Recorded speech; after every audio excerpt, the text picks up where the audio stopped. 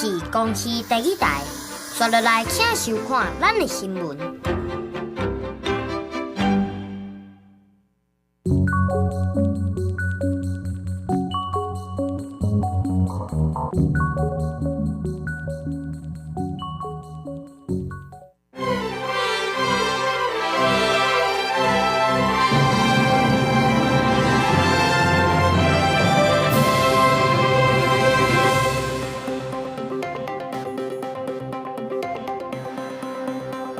观众朋友大家好，欢迎收看11月13公视第一台下晡新闻，我是陈淑君，咱先来看今仔有啥物新闻重点。今年第25号风台天兔已经成功做中度风台，拜五拜六离台湾上近，今仔暗时可能会发布海上风台警报。桃园观音环保科学园区早起有消声外漏，造成空气中有柑仔色的气体，呼吁附近的民众出门就要挂嘴暗。世界12强棒球赛 B 组预赛今仔暗时伫大巨蛋，台湾队对阵韩国队，咱派出投手06名先发，目标是前进东京。来看今年第25号风台天兔，伫早起8点已经成功做中度风台，按算讲拜五拜六风台会通过台湾东部的海面，离台湾上近哦。上近今仔暗时到明仔载透早，气象署会发布海上风台警报，明仔载暗时哦可能会发布陆上风台警报。到时阵，花莲、台东地区佮有恒春半岛的民众，就要特别注意会落大水雨。拜三早起，北部地区蒙蒙啊雨受东北季风减弱的影响，今仔这方面的雨水有减少。不过第25号风台天兔目前是持续往西北西的方向咧行。气象署表示，对拜四暗头仔开始，天兔风台会渐渐挖进巴士海峡，花东地区甲恒春半岛的民众爱注意大水雨。所以它的环流会对台东、恒春半岛、花莲地区带来比较明显的雨势，屏东地方也要稍微特别注意，因为台风的路径如果稍微比较偏西一点的话，屏东它的相对影响也就会比较大一些。整体的预估来看的话，在15号花东、恒春半岛要特别注意，可能都有一些局部大雨发生的情形。气象署强调，天兔风台行的路线对琉球海面一直到南山岛海面拢有可能，目前阁有真大的不确定性。详细路线爱看到时阵高气压的强度，才会当判断。那另外在高压的部分的话，现在目前的预报资料来看，有些资料预报高压退得比较明显，因此它的路径会比较明显的往这边上来。但是有些资料它的高压相对还是比较强，高压如果盖得比较过来一点点的话，那它就不太顺利的往这边上来，那它的路径可能就会相对来说来这边以后稍微被挡住以后，然后再往这边过来，这都是有可能的。另外，气象署也预估，天兔风台会伫拜五暗时8点来到台湾南方的海面，上紧会伫拜三半暝到拜四透早发布海上风台警报，提醒恒春半岛、花东地区的民众，接落来会受到风台外围环流的影响，会有落大水雨的状况发生。沿海地区也要注意有较大的风影，上接近风台中心的花东、恒春半岛、兰屿绿岛也要细腻，可能会有9到12级的强风。记者张家琪、谢桂玲台北报道。正因为东北季风佮风台外围分系影响，依然是落大水雨。苏澳甲南方澳有真侪所在拢做大水哦。今仔透早水退落，民众是赶紧得摒扫。公署嘛表示讲，甲相关的单位来讨论讲，看安怎来补助受灾户。排水沟河套就太满，河沙坡内的水无法度消，继续流到道路。宜兰南方澳伫北港附近10里，因为大水河加上土石流，造成严重的淹水灾害。已经超过那个一个打火机的高度了。因为土沙塌板下水道，当地路面产生一个赖大管的倒叉，附近袂少徛家厝内拢是黄土，透早就趁雨较转好清理家具。你讲站到倒位哈？管道差不多到倒位？管道呀，管道就到这里起来啊，到这起来。哦，到这起来啊？哎呀，我若无从地图入去啊，拢规个拢入去。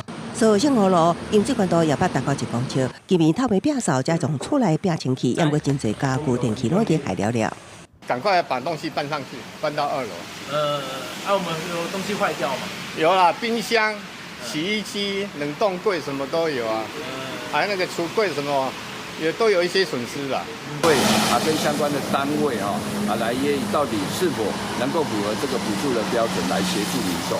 根据电工所统计，这摆大水后所有镇估计超过100户受灾，数量继续统计中有民众急急。镇内排水设计有问题，工作大型，除了协助居民清理家园，也会甲相关单位检讨镇内排水系统，各研议针对受灾户的相关补助办法。记者综合报道。金融时报报道指出，讲台湾拍算要向美国提出4800亿美金的大规模军购，来展现自我防卫能力的决心。国防部长顾立雄今仔日表示，讲会针对建立无对称战力等4大方向，来向美方提出需求。针对军购的清单，更有包括 F-35等先进的武器。部长是表示，讲特定武器装备约一向拢未主动来对外说明。外国媒体《金融时报》报道。台湾有想要甲美国提出4800亿美金大规模军购的清单，包括 F-35、新盾驱逐舰、甲爱国者飞弹等等的先进武器，展现台湾自我防卫能力。国防部长顾立雄头一届回应讲，核武器有真侪管道，会根据建构无边防战略等等4大面向，向美国提出咱有需要的武器。着重在4个面向嘛，就不对称战力的建构，然后这个强化这个作战韧性。及提升这个后备战力，以及有效的应对灰色地带的因素，来跟这个美方来沟通。不过，这份军购的清单内底项目是袂少，包括400粒爱国者飞弹、新盾驱逐舰、鹰眼预警机，也有60架 F-35。去防之余，有的部分伤过理想化，超过咱国国防的预算。特定的武器装备等等的，我想我并不适宜，我们都不会在任何这个公开这个智慧这个国会之前，我们做任何公开的这个说明。立法院外交甲国防委员会13审查国防预算，针对秘密会议强化保密的措施，立委甲政府官员入场进前，都要检查才会当放行。嘛头一届派警察用仪器扫描所有的所在，确保无录音甲录影的设备，让会议会当安全进行。那再来还有我们总体的国防预算。咱明年的国防预算是6470亿，创下新高。未来敢会当达到 GDP 3%？顾立雄讲，无法度设定达成3%，不过确定会稳定成长。立委嘛关心讲，敢会变新的特别预算？如果你没有提出特别预算案的话，当然你把它归入到公务预算，当然会排挤到公务预算的。所以我现在只能够说，我们没有办法去排除有这个特别预算的这个可能性。针对美国总统川普任命众议员瓦尔兹来做国安顾问，伊英过捌访问台湾，嘛主导军售的泰国小组。顾立雄嘛特别感谢瓦尔兹到3天，让台湾的军售会当量早交会。记者综合报道。咱国内诈骗正唱秋，数位发展部的部长黄彦南今仔日立法院备询的时表示讲，按说明年初要实施广告实名制，应该会当来降低诈骗率咯。另外有立委关心讲，咱台湾的游戏产业伫全球的市场市占率阁无到3%。黄彦南嘛表示讲，数位发展部已经有编100亿的预算，要来投资咱国内 AI 新创，佮数位经济相关的产业。国内诈骗的案件是有够多，安怎打诈是重要课题。作为发展部长黄彦南13出席联席，佮回应打诈专法。实名制的话，目前来推动的一个进程，经过我们跟这些平台商的协调的结果，他们也都认为，也都答应说他们会配合，所以我觉得实名制应该是在明年初。就会去落实广告的实名制。除了打诈议题，也个立委关心在全球娱乐甲媒体业展望报告当中，今日台湾电玩游戏甲电竞等产业的产值差不多大票1260亿，有估2017年产值应达到大票1447亿。全球游戏产业产值也每年咧增加当中，不过台湾是数位科技先进国家，在全球市场市占率却无到3%。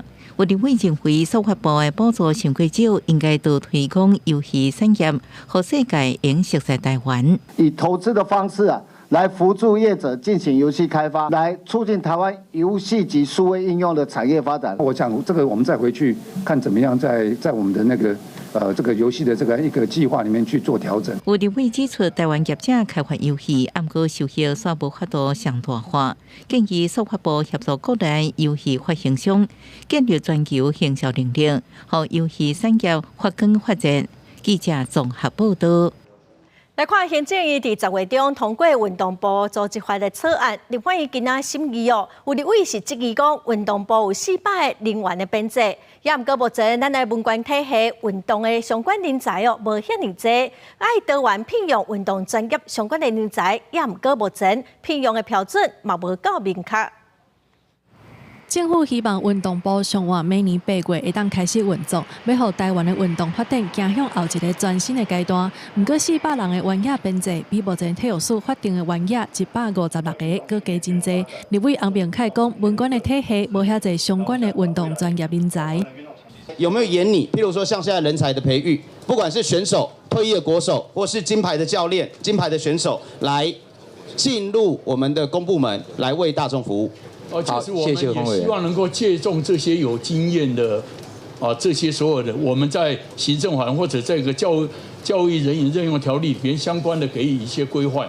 运动部成立的核心目标之一是提倡全民运动，增加国民的健康。行政院提出运动部组织法草案第8条，会多元聘用人才，照聘用条例规定，找运动相关领域的专业人员。立委审发会质疑无员野甲领域的限制，这规定上过零。所以这个对文官体制，这个一定有相当的冲击的。跟我们报告，因为我们这一个运动部他所做的，它不是只是一个体育发展，我们还兼顾到运动平权，包括儿少运动。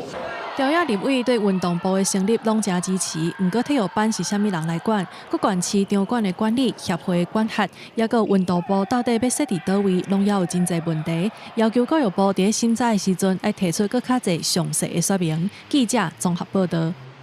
来看世界12强棒球赛 B 组预赛，今仔暗时开始比赛。昨伫记者会，台湾队的总教练曾和久就讲哦，咱的目标是要前进东京，拍出好成绩。队长陈吉贤嘛讲，球员着爱相信家己。今仔暗时对阵韩国，咱是派出林佑明先发，韩国队的先发投手是高英表。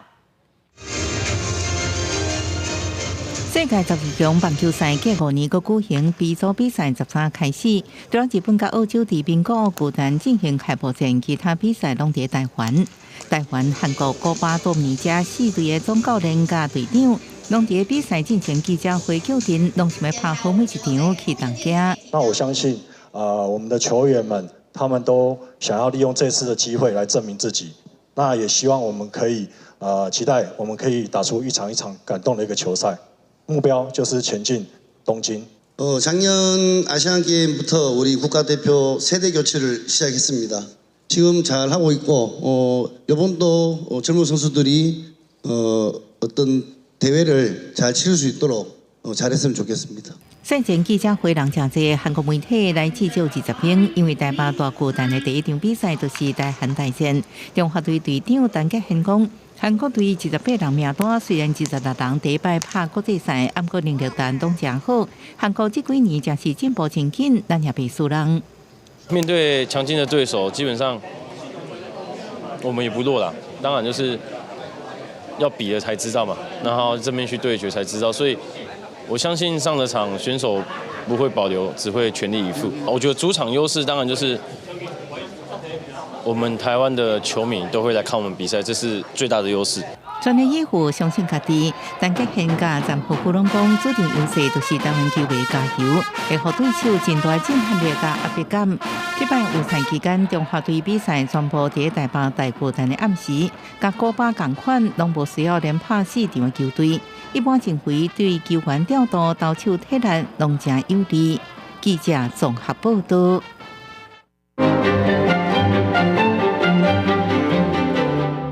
第3届世界12强棒球赛 B 组预赛哦，今仔暗时就要开始比赛。伫台北大巨蛋有台湾对阵韩国的比赛，另外多米尼加伫天母棒球场是对阵古巴，日本队伫名古屋的巨蛋是对阵澳洲队哦。咱今仔解破新闻，就要请雅顺来为咱分析这届12强赛台湾的对战力，各有12强赛哦观察的重点。是主播。咱今仔日这个棒球12强赛 B 组的预赛，因暗6点半开战。特别和韩国队来对战。明仔载是对战着道明尼加，所以来拜六、礼拜一是参日本、澳洲也有古巴来比赛。地点拢是伫咧咱台北大巨蛋。若是顺利晋级入去到超级循环赛，是21至23会伫咧日本东京巨蛋来咧比赛。过两天日是就是最后的冠军战加季军战。来看到咱即届的先发投手，也就是倒手怪21岁林育民，目前是伫咧美国响尾蛇小联盟3A 选手，去年是伫咧杭州亚运嘛是做咱的先发投手，对着韩国林育民是甲因压制掉咧，6局拢无失分，而且今年林育民的球速是阁有提升，所以即届阁做先发的投手是韩国金足咧戒备的选手。不过，讲到即届咱参加12强赛，是由日本的媒体针对着咱讲球的能力、机动力、甲手臂力等等6大评比，指出咱台湾的战力是甲巴拿马同款排伫咧上尾第2名的成绩，敢若赢过澳洲尔尔。详细来分析到即届咱的弱势，包括原地，互人认为上有可能会做先发投手的高林内容，因为受伤来退出比赛。佮有去年参加经典赛的王碧荣、吴念婷、甲张玉成等等这选手，即届12强赛嘛是拢无参加。也毋过，咱嘛是有占到5场拢伫咧大巨蛋比赛的主场优势，而且嘛佮有受到日本境界的强力打者林立，也佮有吉力吉了公馆，甚至也佮有顶礼拜对捷克热身赛讲出满贯炮的林安可等等一寡强棒的选手，希望因暗6点半对阵韩国会当为咱抢到一个好彩头。所以来，咱就将镜头交转去互主播。感谢嘉纯哦，咱继续来看美国一棒球员大谷翔平伫2024年赛季创造50轰50盗的纪录。后来这个纪念球哦，是以1亿4000万和台湾的企业买落来。最近伫台北一抗议观景台会展出，那么做伙来看卖。梦想高飞。大谷翔平2024赛季创造50轰50盗的纪念球正式向国人展出。以前也是女比一棒好手，即马是副帮悍将总教练的陈金峰甲张玉成也拢斗阵来。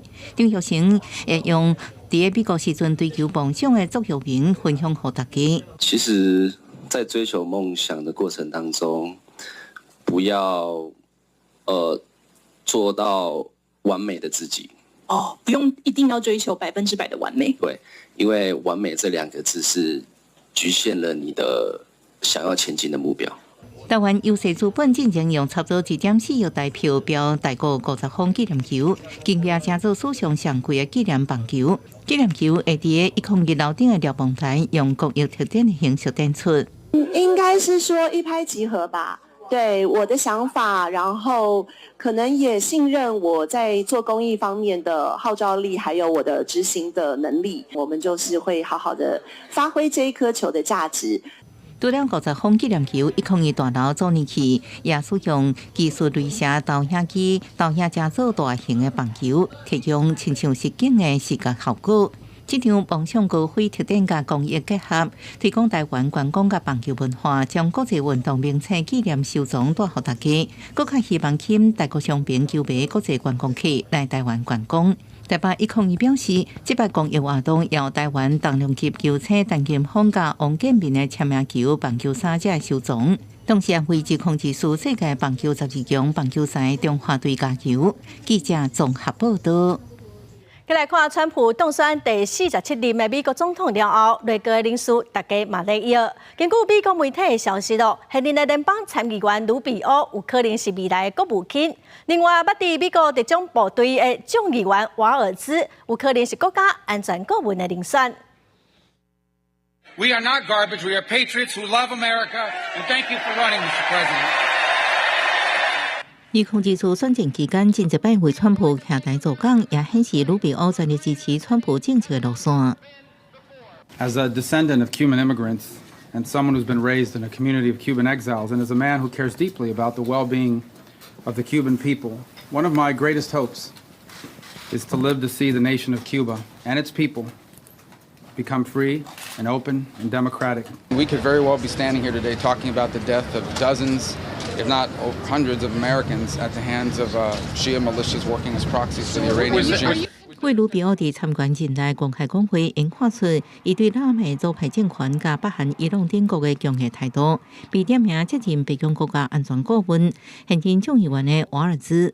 伊甲卢比奥正共款，也是川普路线的忠实拥护者。And this is the type of country, those are the types of countries where they weaponize the judicial system against their political opponents. Maduro weaponized the judicial system in Venezuela against Guaido. 两人共同点之一，就是对中国拢无好下手，严厉批评北京当局对维吾尔族的迫害打压，也拢强烈支持军援台湾，对抗中国的武力威胁。另外，对拜登政府甚至真济西欧国家一直咧支持的乌克兰政策，两人也甲川普完全共款，也都是伫支持乌克兰主权独立之外，反对继续大量金援乌克兰，而且主张赶紧促成两国停战。对这报派内阁人士分析家认为，伫川普团队无对外正式的情形之下，各方拢还有运作的空间。The next few days and next few weeks will be very interesting and consequential. This is not just some game of moving pieces on a chessboard. Some of these decisions about personnel and early decisions on policy. 公司新闻时间真朋友。川普选赢总统伊目前受4件的官司，会安怎来收煞呢？针对2016年竞选的时，川普复活节野车封口费的这案川普是主张讲总统公务行为会当免除刑事起诉，认为讲这案应该爱撤销。这案本地12要裁决，法官是决定要延到19。另外，北京有一寡真敏感的机密文件，互阿宾哥外流，这个军人嘛封判15档的有期徒刑。纽约州高等法院法官目前关键12就川普的封口费案，最后是维持原判惊醒还是撤案做出裁决。因为川普要伫明年1月宣誓就职，法官同意曼哈顿地方检察官被爱用的要求延期到19，以便有更较侪时间斟酌。川普5月封指控2016年大选进前，付予验车13万美金封口费来暗砍家己的婚外情，涉及规则商业纪录行为34项罪名，互陪审团宣判全部成立，原定7月封判刑，也毋过川普的律师要求，根据最高法院对合免权的裁定来撤销川普的定罪。最高法院7月判决决定总统公务行为会当免于刑事起诉，也就是讲相关案件应该撤销。目前原本排定12针对这个主张做出裁决，即马各方拢有期川普要如期伫这个月26方宣判量刑。国家大楼大批机密文件，互空军士兵泰谢拉什劳12判刑15年。Included information about troop movements in the Ukrainian theater, about provision of supplies to troops. It included information about a plot to kill Americans serving overseas.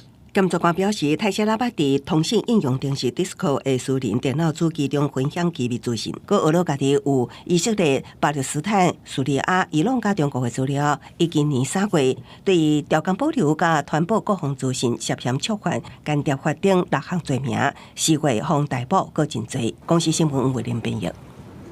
来看德国联合政府3个政党因为预算的问题有无同款的看法，联合政府已经解散，目前嘛决定讲要提前伫明年的2月23来举行大选。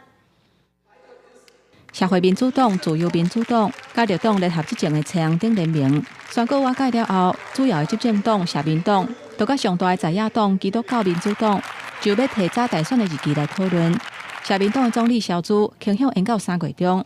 通好各政党有充足的准备，因若保守派基民党是认为经济甲外交真歹芳的时阵，国家的运作袂当动点，提议1月份就举行大选。民调显示，有2%的选民认同基民党的主张。双方将期末决定投票的日期是2025年2月23。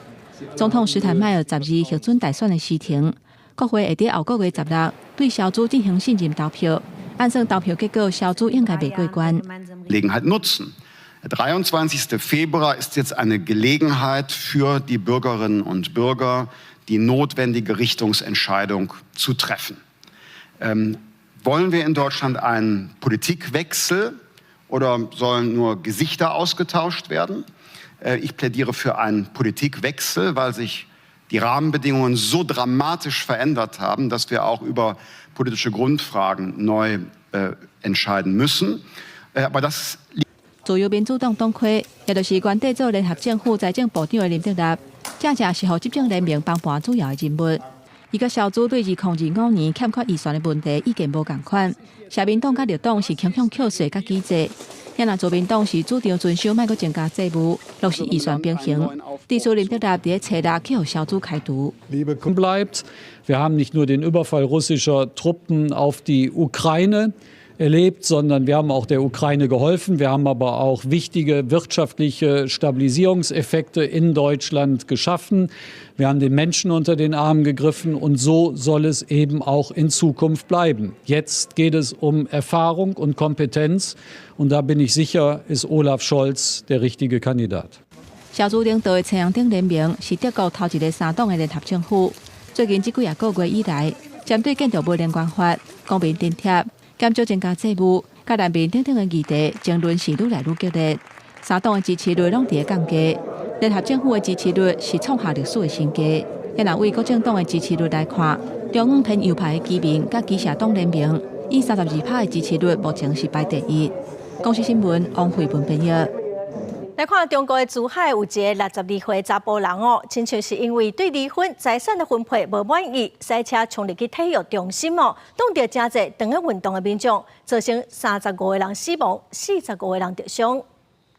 原来急救原来救病人到3天，暗过其他人也唔知要安怎做，互车弄着的人倒咧拍咧分散伫珠海市香洲区体育中心环形跑道，62岁姓范的查甫人赛车冲击无差别冲动，造成囡仔甲妇人在内重大死伤。伊伫弄人了后想要逃走，警方赶到现场，嫌犯的自残。了后限制魂飞送医，真侪现场人表示，迄时阵赛车跑道设一链，车速正紧，看嫌犯赛车的模样，感觉是挑工的。警方表示，嫌犯疑似对离婚了后财产分配不满才犯案。中国国家主席习近平有相关的指示，性质极其恶劣，要全力救治伤员，精心做好伤亡人员及家属安抚善后工作，要依法严惩凶手。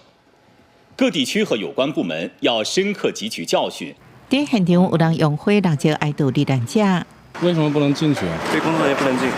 但是发生了后，民众迄时阵翕的影片、相片上传社群媒体拢被大量刷走。这赛车冲浪事件可能是中国数十年来上致命随机公用暴力行为。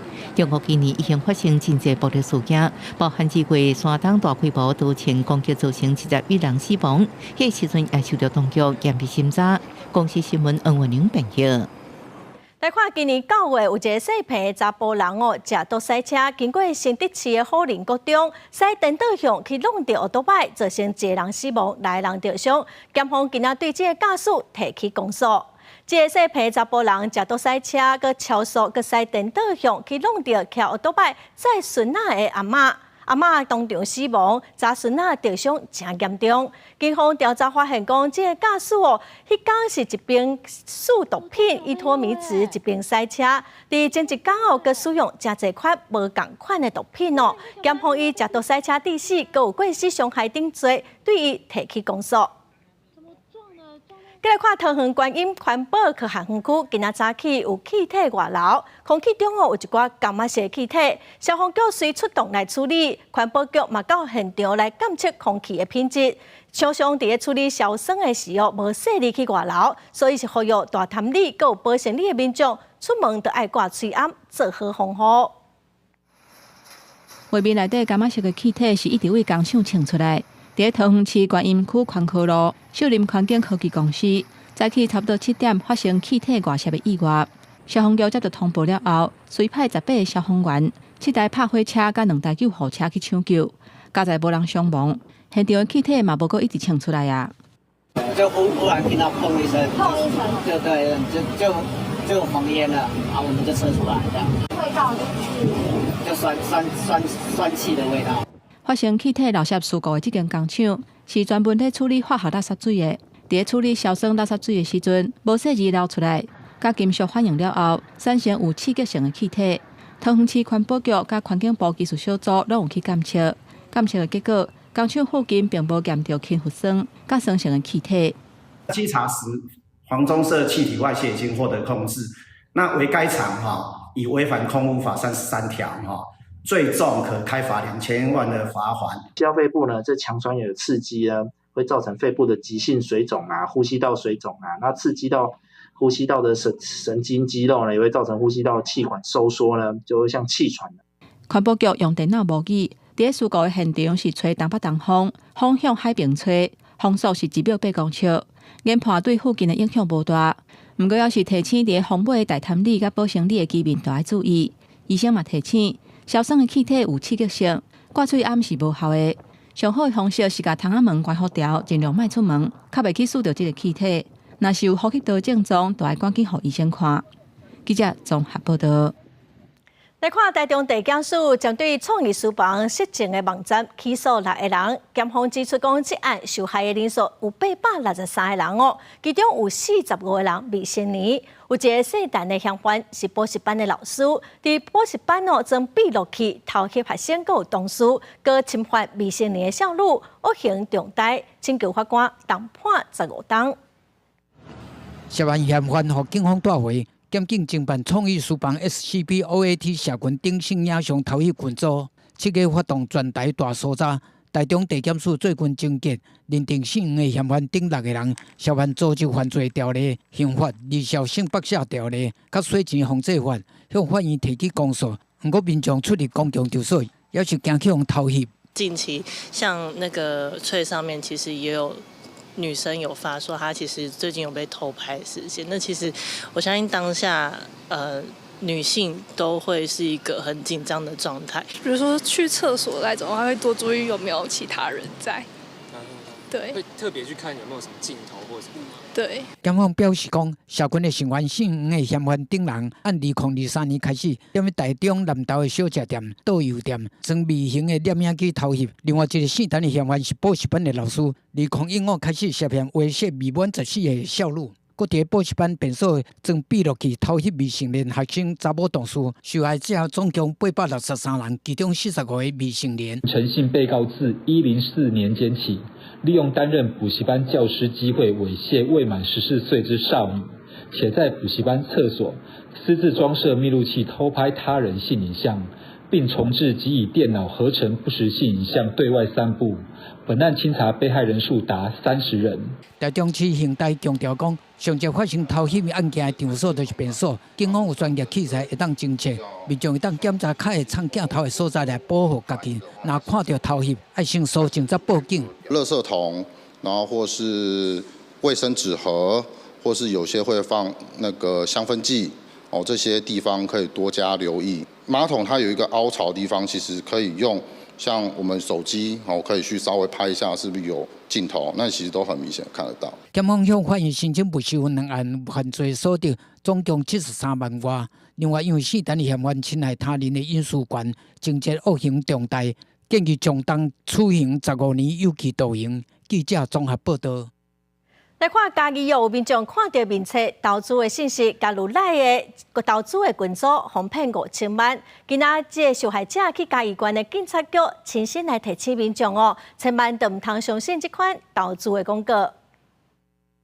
他给你一个标的，你必须付他20%的手续费。就台风险诈骗集团骗人投资的手法，被害民众伫面册看到投资信息，因为好奇加入来投资群组，群组内底每天分析股市、教人投资，甚至提供当冲标的，互民众实际赚到钱。互被害民众因为相信集团，哄骗去5000万。副厂股让你获利100%，让你全部的钱投注以外，你甚至连你的房子。你所有的都能够筹得到钱的，他都要你去筹出来，投注进去。国内诈骗案件真多，无正常名人的名开的投资社团更是一大堆。为着让民众了解诈骗集团手法，嘉义县警察局唔拿找来受害民众出面，嘛找来捌红亡命的歌手大基分享经验。不只有我而已，是还有很多这种明星、很多艺人。误信这些名人所说的话，然后真的进去投资。投资的诈欺案件数最多，然后他诈骗的金额也最高。刚刚我们这个被害人也现身的说法。那第二个就是网络购物的诈欺、假交友，也就是这个欺骗感情。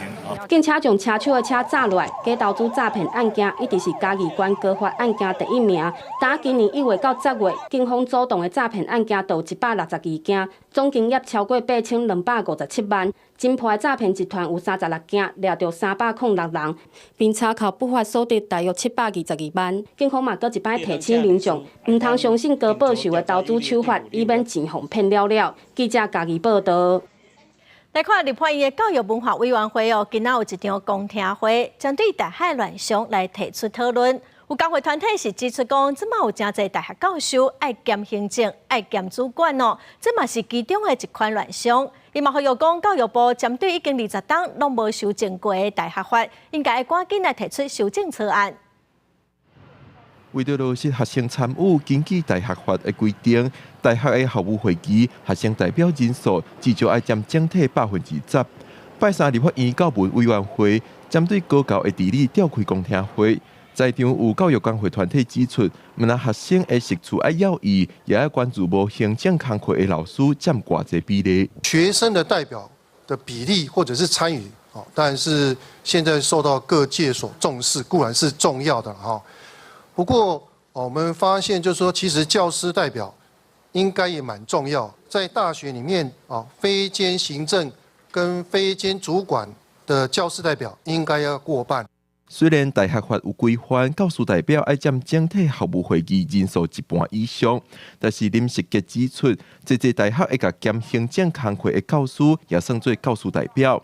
全高中理事长侯俊良就讲，有行政工课压力的教师做校务重大决策，无法度完全以教育优先的角度来决定，会受行政工课因素影响。行政咧思考的物件，就是以行政安怎做较方便，迄个效率较好安尼。我的教册要带囡仔去出去外口。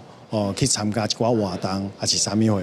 行政的思维，伊会想讲，咱是毋是伫学校内底？安尼处理就较好啊，因为伊有安全的问题嘛，有其他的问题，所以行政的思维会较保守。侯俊良甲林世杰都讲，虽然行政的思维也真重要，但是目前比例伤悬。因建议校务会议当中，无兼行政工课的教师人数，至少要达到整体的1半，才通真正做出符合教育目的的决策。建议相关的部会修法，先甲教师分类出敢有兼行政工课，再过来调整整体的比例。记者讲李玉凯台北报道。薪水偌济算是低薪的，劳动部长何培山进前是表示讲，月给31000块算是低薪。有劳工团体嘛指出讲，即马有真侪公务机关、学校的人员，因做一世人跟领无到4万块，所以呼吁讲政府应该爱带头，互公务机关的薪水会当对4万块起跳。起薪没4万，就是最低薪。在行政院大楼头前有布条画写公务机关低薪受雇者联名结合超过10个相关工会，呼吁政府爱解决台湾的低薪的问题，都不应该将各公务机关当中的基层员工闹到去。我们公务机关的技工工友40年，我们的俸点没有调过。像我已经年资30年的哈，我的薪水根本就不到4万块，然后也没办法养家活口，晚上我都还要去兼差去打工哦。政府是不是两面手法？一边要求企业要加薪，然后一边呢针对我们公务部门的这个技工工友，我们公务部门的一个基层的劳工，为什么不带头加薪呢？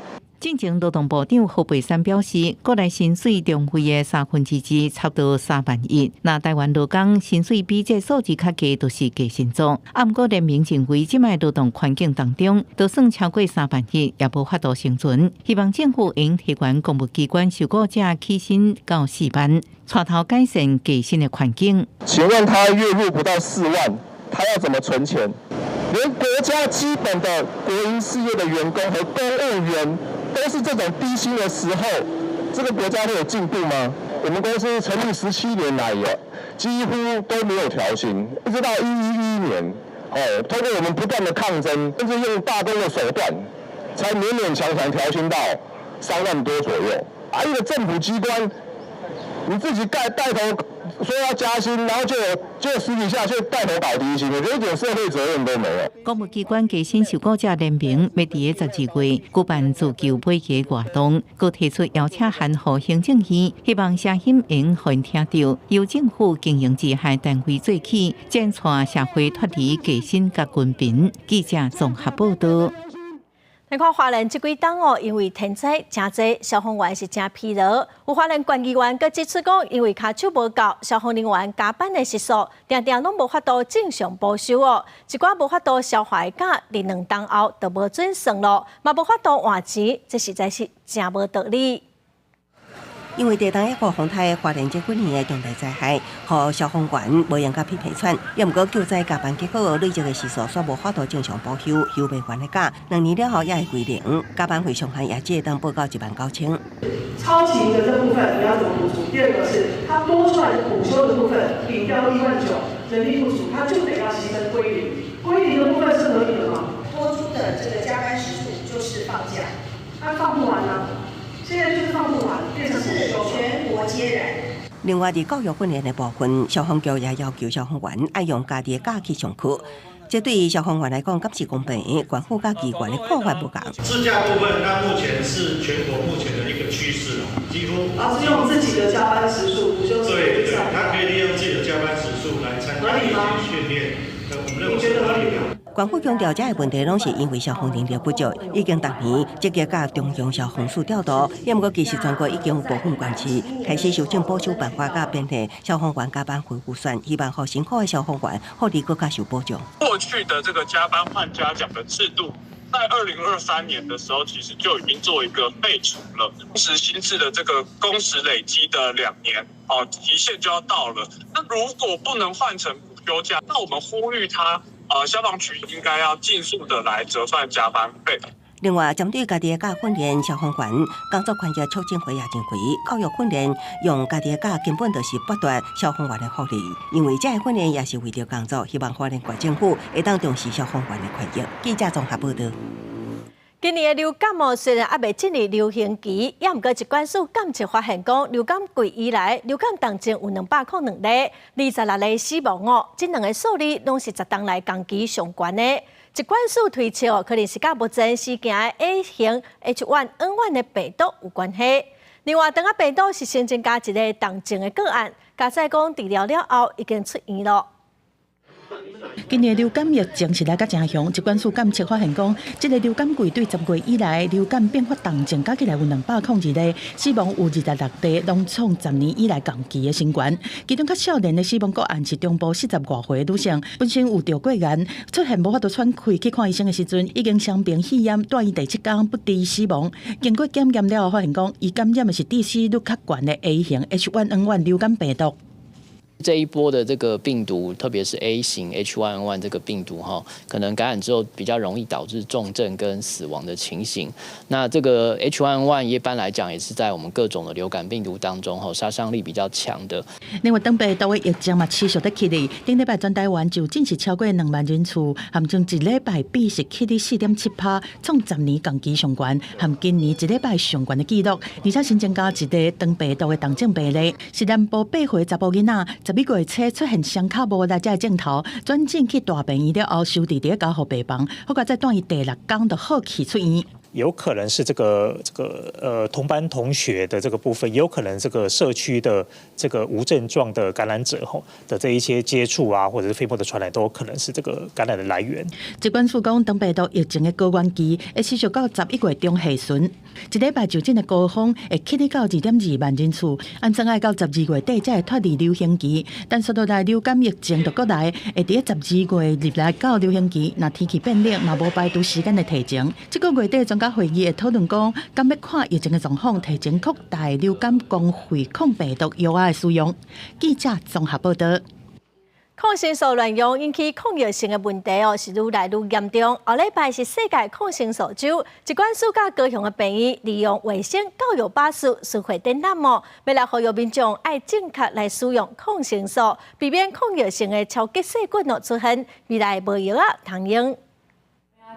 哦，这抗生素是一摆食一粒，一天食3摆，你照时间食哦。啊，搁开一礼拜份爱食互你哦，千万唔通大家听药哦。医生开药方的时阵，特别提醒民众，抗生素一定爱食好煞，因为接拄着民众无完成抗生素的疗程，也是甲药啊乌白送互亲情者，致使患者身躯内底的细菌对抗生素产生抗药性。未来若个拄着细菌感染，就爱使用更较复杂的药啊。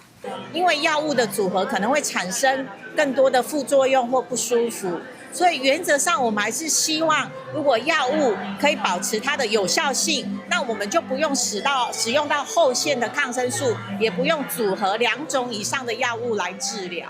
疾管署表示，估计全球逐年大约有500万人死亡，甲抗生素抗药性有关系。若抗生素无做管制，到2035年，全球平均寿命会缩低1.8岁。这个月18到24，世界卫生组织举办世界抗生素周，望全球做伙重视抗生素的管制。就是抗药性细菌产生的速度比厂商开发新抗生素的速度还快，所以造成全球一个抗药性的问题。那这个我们必须重视，但是这个资源终有耗竭的一天，所以管制这个抗生素的话，事实上对于不管是政府单位、民众单位或是医界体系的话，都是非常重要的一个议题。期待病院透过抗生素教育百姓的巡回活动，宣导抗药性的问题不止严重，嘛提升民众正确使用抗生素的知识，保护家己，嘛降低医疗资源的负担。记者邱昭荣高雄报道。今仔早起，台北市文化局去准备要拆掉的和平新生天桥来进行现场的勘查，嘛讨论讲敢要来提报做文化资产哦。现场有无同款意见的民众在抗议，主张保留天桥团体是认为讲保存有历史价值的天桥文化是真重要。嘛有民众认为讲真旧真后佫有危险的天桥应该爱拆掉。台北市和平新生天桥拆除作业引起民众有无同的意见，双方林马提出无同诉求的报条甲字纸，讲出家己的心声。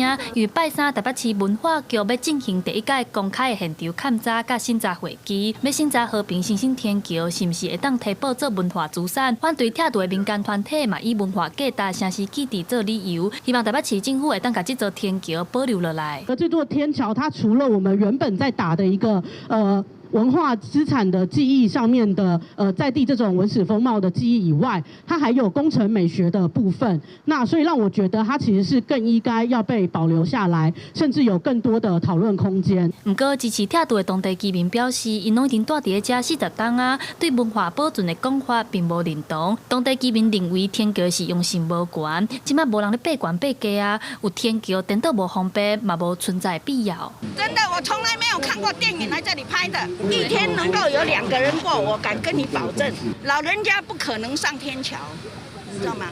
我也没办法了。和平新生天桥是毋是要拆除？民众有无同的心声甲意见？台北市文化局表示，伫收到民众的文化资产申请书迄天，就随请台北市新工处停工，而且伫拜三进前就先针对文资法邀请6位委员来进行审查。台北市文化局预估1礼拜过后会有会勘结果，若达到文资价值的共识，会赶紧摆入大会议程来审议。记者陈阿双、柯敏哲台北报道。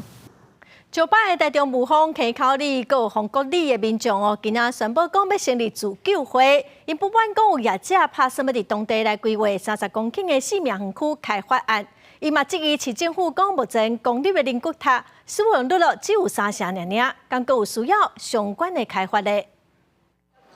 居民抱着抗议布条啊，来到活动中心表达诉求，因不满有业者拍算伫当地进行30公顷的市民园区开发案，甚至佮有新建的土种区，质疑安尼规划根本是无必要。它的这个开发案不是把原本的土葬区改为纳库塔，它是要把一片完好的山岭，把它全部改为这个殡葬园区的话，我觉得这是一个很大的一个冲击。自救会表示，有开发业者选定雾峰区、溪口里甲丰国里的30公顷的土地，要开发做包含600个灌木区、20万个高富保存设施的市民园区，烦恼就会对着水源以及当地环境造成影响。你废水处理要怎么处理？到最后一定会排到溪里嘛。啊，我们那个40-50户的当地的民生用水要怎么办？开发掉了以后，对那个石虎的觅食啊，或者是包含它自己的活动会有显著的影响啦，所以我们认为是不应该开发。根据市府的公开资讯显示，目前台湾市的纳骨塔位总共是35万个，其中有8万2千外个还未使用，其中伫雾峰区已经是拢用了。市府表示，伫8月初的初审会议当中，已经将业者提出的兴办作业计划退回，要求必须要修正。目前业者还在修正中，并没有再重提这个问题。然后生管处也很重视我们当地的民意啦哈，我们一切会依这个殡葬管理条例的规定来从实来审查他的计划。市府表示，徛伫长远的立场，也是考量地方的需求来兴建公联纳骨塔，嘛要求业者必须要加强甲地方沟通。业者目前无进一步回应。当地居民表示，业者虽然伫5月开过一次的说明会，不过当地还是坚持来反对，要求来提案。记者台中综合报道。为着要协助地方解决游动狗的问题台南市政府伫林地的新公里打造全国头一个以行政区来设立暂时收容游动狗的友善场所，目前已经完工了，按算18启用，会当来收容大约200只。伫咧台北16线下骹，这几大片本地是爬远的树林，经过地方甲公部门打造，未来正做收容游动狗暂地友善场所。这嘛是全国头一个以行政区设置的游动狗友善场所，虽然也未正式启用，不过已经有爱狗的人士前来参观。这样让它有个好的收容的地方应该是对这些动物或是对这些住家都是会有很大的帮助的。我相信一定会有很大的帮助，不管是流浪犬，或者说我们的那个居家环境的环境跟那个宁静。对，因为实在流浪狗真的是太多了。过去一般流浪动物的收容所，人拢较无爱住伫边啊。所以讲，认定的游动狗友善专区的执行嘛受到考验。后来是透过当地里长找到5大公司有爬远的土地，经过讨论，落尾决定伫遮成立。未来预计收容200只游动狗。我们摒除了过去那一种收容所的那一种险恶设施那种既定的概念，这个地方可以变成是大家散步、运动、带浪、带宠物。来这边运动、来这边交流的一个好地方。收容所无好建立的原因，包含地不合法、地主同意、地方共识3大要素。市府过去嘛捌推动相关的收容所，敢若去年就会勘超过70大，落尾多数拢是地方反对，只好暂缓。一个公园化的一个设计，来希望让这个设施呢，可以让民众的接受度可以提高。这个友善场所会以仁德区掠到了后，无法度放转去原地所在狗仔为主。安迪伫咧遮经过行为评估甲训练，才开放予民众认养。另外，若是当地无占地的需求，会当转型做宠物公园。下日讲是全国头一座针对游动狗的友善占地区。记者综合报道。受到疫情和最近通货膨胀影响，社福团体募款拢拄到困难。亲像南高雄的教学中心统计，今年细亚捐款敢若剩用过50尔尔。也毋过这几天中计受理好的家庭说是哪来哪济，所以呼吁企业甲民众做伙来斗相共接弱势的囡仔。空手道金牌选手叶永军，骹手溜俩展现空手道的功夫。今年会当摕到全中运的金牌，伊除了要感谢教练，也有自细汉到大汉，拢一直甲小婷的家父中心。因为双亲离异嘛，然后就是平常家里没有人的时候，刚好老师他们就是每个月定期都会来我们家里，然后去跟我们聊天，然后就是了解我们最近的状况。家父中心的助学金帮助亲像叶永军这款的少年囡仔去追求梦想。不过，根据家父的统计，2022年全台湾有12%的家庭需要支持，甲5当前比起来，阁增加2.7%。希望因为少子化，新增加的儿童辅助案件有变较少，弱势家庭也是需要支持。家父真烦恼，这几年疫情甲通膨的影响，无论是发票或者是小金额的捐款，拢明显变少。尤其在今年，我们自己就会看到我们的小额捐款整个是掉了大概50%左右的这个比率，所以对一个社福机构来说，其实我们很焦虑。家福也好，或者是其他社福团体的一些需要募款的资讯的时候，我会去转发，让我们的这些募款的动作呢，能够更扩大。家扶中心目前会主动去各种活动募款，另外这个月24会伫咧月母营嘛有一场爱心的园游会，希望企业甲民众会当做伙来关心弱势家庭。记者柯昭荣高雄报道。今年第25个风台天兔伫早起8点已经成功做中度风台哦。伫拜5、拜6，风台会通过台湾东部海面，会离台湾上近哦。所以上近今仔暗时气象署就来发布海上风台警报。下播的天气哦，咱来看各县市详细的资料。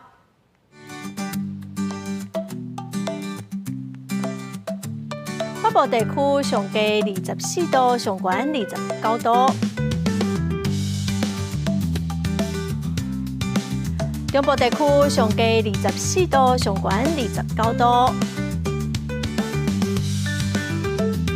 南部地区上低26度，上悬31度；东部地区上低24度，上悬29度；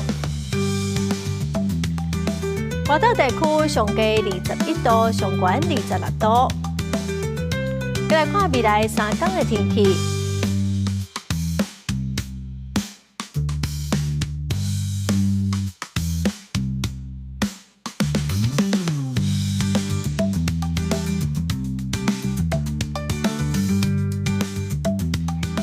感谢观众朋友收看《公视台记台下晡新闻》，我是陈淑君。明仔载下晡3点，咱再会。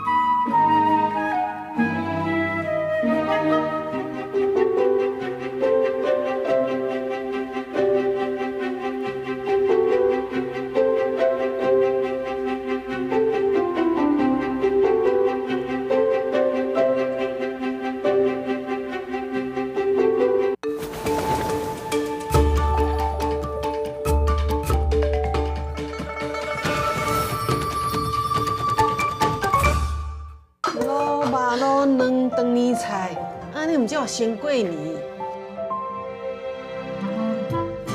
天明掉下来，所有